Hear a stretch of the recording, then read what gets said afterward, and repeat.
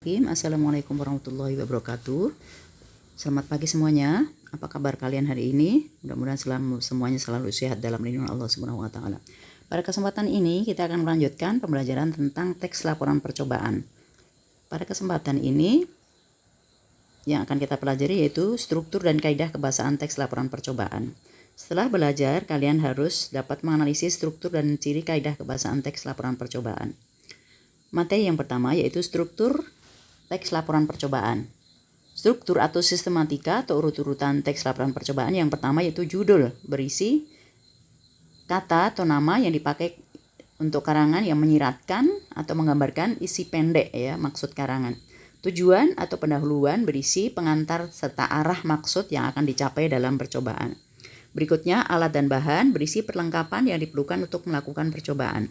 Langkah-langkah kegiatan yaitu urutan atau tahap-tahap yang akan dilaksanakan dalam percobaan. Hasil percobaan berupa sesuatu yang telah diadakan atau dibuat dalam eksperimen atau percobaan. Simpulan berisi ringkasan dari hal yang dilakukan.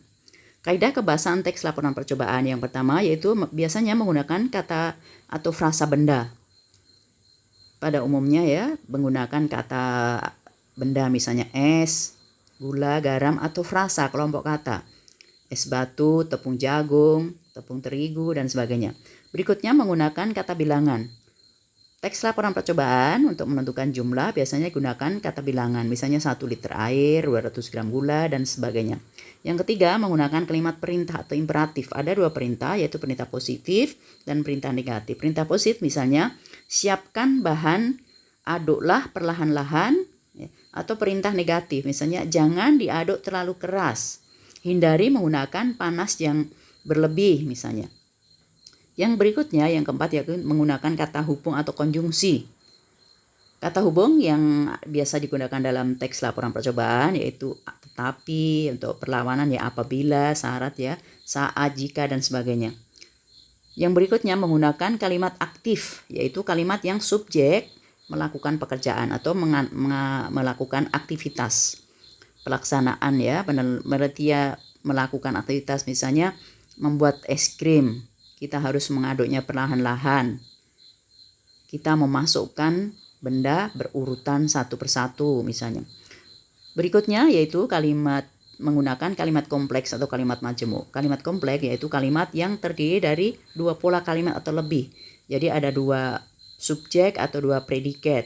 Misalnya membuat es krim sangat mudah dan juga murah. Jadi mudah dan murah itu ada 2 predikat es krim mudah, es krim murah. Jadi ada 2. Berikutnya ada contoh teks laporan percobaan. Kalian bisa membacanya secara lengkap. Lengkap di sini strukturnya Judul, cara membuat es krim vanila. Kemudian tujuan, bahan dan alat,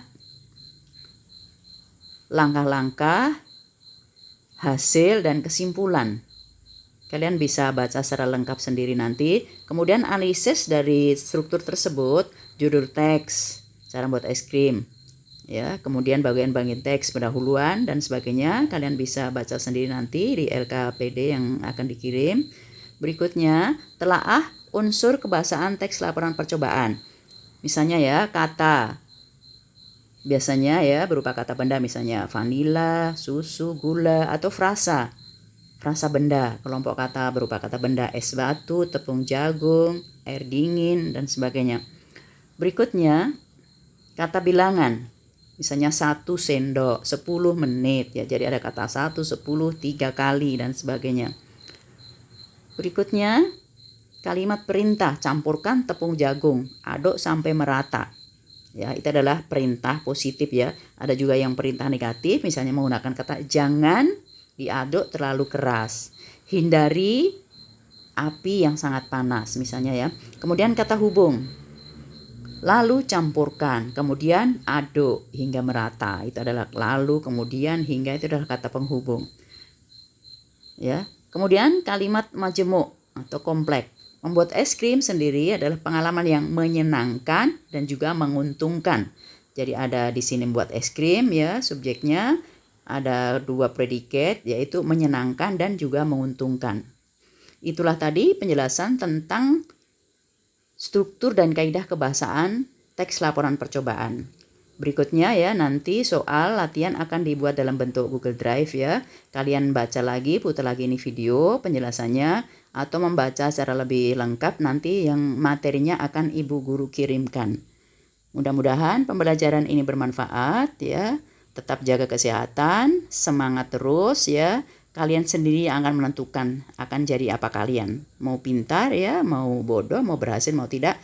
Kalian sendiri yang menentukan masa depan kalian. Terima kasih. Selamat pagi. Assalamualaikum warahmatullahi wabarakatuh.